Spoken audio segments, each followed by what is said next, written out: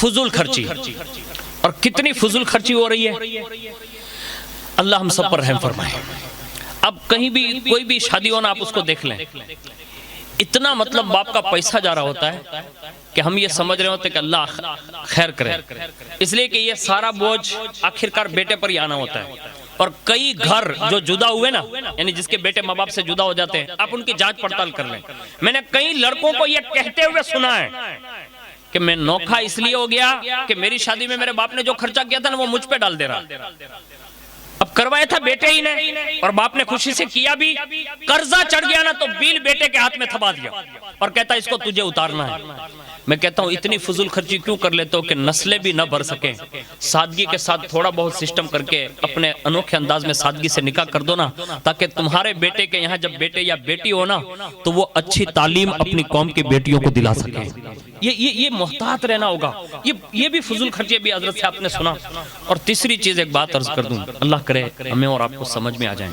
ہمارے یہاں جب شادی کی دعوت ہوتی ہے، آپ کسی جماعت خانے کو لے لیں یا عام دعوت لے لیں، ہمارے یہاں مرد عورت سب ساتھ میں بیٹھے ہوتے ہیں، کہیں مطلب پردے کا سسٹم ہمارے یہاں ہے ہی نہیں، لیکن ایک محتاط انداز میں اتنا تو ضرور کریں کہ بھلے چلو بھائی جگہ کی کمی ہے، قلت ہے، تھوڑا سا بیچ میں پارٹیشن وغیرہ جگہ خالی کر کے عورتیں اگر بیٹھی بھی ہوئی ہیں تو کم از کم اتنا تو محتاط رہیں کہ اس میں صرف عورتیں ہی تقسیم کریں عورتوں میں کھانا۔ مردوں کو جو ہم بھیج رہے ہیں نا، یہ مرد جو بانٹ رہے ہیں نا، یہ بایزید بستامی نہیں ہے، یہ جنید بغدادی نہیں ہے، یہ وہ لوگ نہیں ہیں جس کے بارے میں ہم تصور کر رہے ہیں۔ میں ان پر بدگمانی نہیں کرتا، ہرگز نہیں کرتا، کام کرنے والوں کی بدگوئی نہیں کر رہا ہوں، لیکن محتاط اور احتیاط یہی ہے۔ فرمایا گیا اگر پڑھانے والا جنید بغدادی ہو، کون ہو؟ جنید بغدادی جو غوث پاک کے پیروں میں جن کا نام ہے، اور فرمایا پڑھنے والی رابعہ بصری ہو تو بھی اس کے سامنے زانو ادب طے کر کے بچی پڑھ نہیں سکتی، اس کی بھی اسلام اجازت نہیں دیتا۔ آج ہم کیا کر رہے ہیں؟ کوشش کریں اپنے آپ کو بچائیں۔ جب دین کا علم حاصل کرنے کی یہ اجازت نہیں ہے، اور یہ جملے کہہ کر ہمارے بزرگوں نے ارشاد فرمایا، اور یہ غالباً حضرت امام حسن بصری وغیرہ کا قول ہے، لیکن ہم اور آپ اس سے غافل ہیں۔ میں کہتا ہوں اتنا احتیاط ہمیں ضرور برتنا چاہیے۔ آپ کہیں گے مولانا اتنا جلدی یہ چینجنگ کیسے آئے گا؟ دیکھو قطرے قطرے سے دریا بڑھتا ہے، اور دریا بنتا ہے تو اس سے ندیاں نکلتی ہیں، ندیاں سمندر سے جا کے مل جاتی ہے اور وہ سمندر بن جاتا ہے۔ ہمیں اور آپ کو حضور کی زندگی سے اگر قرب چاہیے نا تو ہمیں ان گناہوں سے بچنا ہوگا۔ اگر ہم گناہوں سے نہیں بچیں گے اور یہ چیزیں کرتے رہیں گے، آپ کہیں گے نقصان کیا ہوا؟ اس سے بڑھ کر اور نقصان کیا ہوا کہ تیری سیرت بھی جو ہے وہ بھی حضور کی سیرت سے ہٹ گئی، اور تیری صورت بھی حضور کی صورت سے ہٹ گئی۔ یعنی تو جو حضور کا صحیح معنوں میں ایک سچا غلام نظر آتا تھا نا، وہ ساری چیزیں انگریز نے تجھ سے لے لی اور چھین لی، اور تو اس چیز میں جا کے گر گیا ہے کہ جہاں سے نکلنا بڑا دشوار ہے۔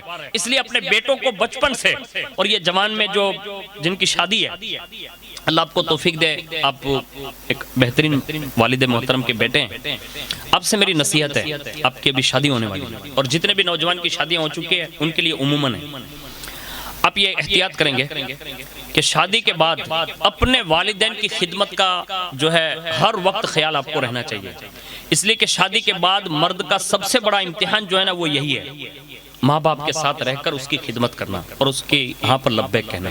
اس لیے کہ بیٹا شادی سے پہلے صرف ماں یا باپ بولتا ہے، اور شادی کے بعد پھر مین صاحب کا نام آتا ہے، اس کے سوا کسی کا نام نہیں آتا۔ سینکڑوں ماں باپ بوڑھے ایسے ہوں گے جو اپنے بیٹوں کی وجہ سے آج خون کے آنسو رو رہے ہیں، لیکن ان کی کوئی سنوائی کرنے والا نہیں ہے۔ میں آپ سے ایک بات عرض کر رہا ہوں، آپ یہ کام ضرور کرنا، اپنے ماں باپ کو کبھی ناراض مت ہونے دینا۔ اور دوسرے نمبر پر حضور نے حدیث میں یہ صراحت فرمائی ہے، آپ یہ کام ضرور کرنا، بیوی اور والدہ کے درمیان جب بھی کوئی مسئلہ کھڑا ہو تو رسول اللہ نے فرمایا کہ اپنی ماں کو سبقت دو، یعنی ان کو ترجیح دو، یعنی وہ جو کہے اس پر کاربند رہو، اس لیے کہ ماں کو جو ترجیح نہیں دیتا نا پھر وہ دنیا میں رسوا ہو جاتا ہے۔ اس لیے ماں کا خاص خیال کرنا، اپنے والد بزرگوار کا خیال کرنا، اور جتنے بھی جوان ہیں ان سے بھی میری گزارش ہے۔ لیکن سنو، تیسرے نمبر پر یہ شادی کا موقع ہے، خوشی کا موقع ہے، حضور سے قریب ہونے کے لیے ہمیں اور آپ کو یہ کرنا ہوگا کہ ہم حضور صلی اللہ علیہ وسلم کی ذات والا صفات پر کثرت کے ساتھ درود و سلام کی عادت ڈال دیں. شادی شدہ وہ بھی ڈالیں, غیر شادی شدہ وہ بھی ڈالیں, اس لیے کہ حضور سے قریب ہونے کا سب سے بہترین ذریعہ یہ ہے. اور جس کو یہ لذتیں ملتی ہیں نا تو پھر اس پر انعام بھی کتنے بڑے بڑے ہوتے ہیں. درود شریف کے ساتھ جس کو حضور کا قرب مل گیا. اور پہلے کے لوگوں کے میں نے واقعات پڑھی, یہ کتاب میں نے ختم کی نا تو مجھے احساس ہوا کہ میں بھی اب تک یہ باتیں پہنچا دوں کہ حضور کی زندگی پر عمل کریں, اور زندگی پر عمل کرتے کرتے وہ طریقے اختیار کریں کہ جس سے حضور کا قرب ملے. اور پہلے کے چھوٹے چھوٹے 5 سال کے بچے بھی اپنے جاگتی ہوئے حالتوں میں رسول اللہ کا دیدار کر لیتے تھے. آج ہماری اور آپ کی یہ کمزوری ہو گئی کہ ہمارا بیٹا اس حد تک حضور سے دور ہو گیا. میں نے ایک بندے سے سنا تو مجھے حیرت ہوئی. اس کو میں نے یہ وہ دکھائی اسکرین پہ, گنبد خضرا سنہری جالیاں. تو وہ حیرت سے یہ پوچھ رہا تھا, کہا یہ کس کا روزہ ہے؟ آپ سمجھ رہے ہیں میری بات؟ یہ اونا کی بات عرض کر رہا ہوں. یعنی اونا کا جوان جس کو گنبد خضرا اور سنہری جالیاں دکھائی گئی تو کہتا یہ کن کا روزہ ہے؟ اب اس سے بڑھ کر دوری اور کیا ہے کہ ہمیں اور آپ کو حضور کے روزے تک کا پتہ نہ رہا, جھالیوں تک کا پتہ نہ رہا. کوشش کریں. ایک بزرگ فرماتے ہیں کہ جب میں 5 سال کا تھا اور اپنے استاذ کے پاس پڑھنے گیا جن کا نام شیخ یعقوب تھا. شیخ یعقوب اتنے نیک تھے, اتنے نیک تھے, اتنے نیک تھے کہ ان کی نیکی کی انتہا یہ تھی کہ ایک دن میں ان کے پاس پڑھنے کے لیے گیا نا تو ان کے مسند کے ساتھ میں رسول اللہ کو میں نے بیٹھا ہوا دیکھا. حضور جلوہ فکن ہے. اور جب حضور کو میں نے دیکھا نا تو میرا دل تو ایسے ہی باغ باغ ہو گیا. میں نے کہا آج کرم یہ ہوگا کہ حضور میرے تعلق سے کچھ ارشاد فرما دیں. لیکن فرماتے ہیں جب میں بالکل قریب گیا نا تو میں ابھی قرآن کھول ہی رہا تھا تو حضور نے فرمایا بچے آج مجھے سنانا ہے نا تو والضحیٰ اور سورہ علم نشرہ سنانا ہے. یعنی حضور نے اس سے سبق سنا, سورہ والضحیٰ اور سورہ علم نشرہ. اور جب حضور کو وہ سنا چکے, وہ کہتے ہیں کہ حضور نے میرا سبق سنا نا تو حضور روپوش ہو گئے, پردہ مطلب پوشیدہ ہو گئے. اور اس کے بعد فرماتے ہیں میں 21 سال کا ہوا نا تب تک یہ لگن لگی رہی کہ حضور کو دیکھ لیا, حضور کو دیکھ لیا. لیکن 21 سال کے بعد پھر امنگ ہوئی کہ کاش حضور پھر کرم فرما دیں اور ایک بار اور دیدار عطا فرما دیں. یہ دل میں خواہش پیدا ہوئی. وہ فرماتے ہیں ایک مسجد میں جیسے اندر گیا اور میں نے جا کر جیسی تکبیر تحریمہ کہی نا یعنی اللہ اکبر, اتنے میں نے کیا دیکھا کہ سامنے رسول اللہ جلوہ فکن ہے. حضور آ گئے اور حضور نے آتی این نماز میں وہ کہہ رہے ہیں, این نماز میں مجھ سے مصافحہ کیا, مجھے سینے سے لگایا اور حضور نے یہ جملہ ارشاد فرمایا فَأَمَّا بِنِعْمَةِ رَبِّكَ فَحَدِّثْ, اپنے رب کی نعمتوں کا خوب خوب چرچا کیا کرو. پتہ یہ چلا, معلوم یہ ہوا کہ وہ خوش نصیب لوگ تھے جو 5 سال میں بھی حضور کا دیدار کرتے ہیں, 21 سال میں بھی دیدار کرتے ہیں, اور حضور انہیں نعمتوں کا چرچا کرنے کے لیے کہہ رہے ہیں. اب نعمتوں کا چرچا کیا ہے؟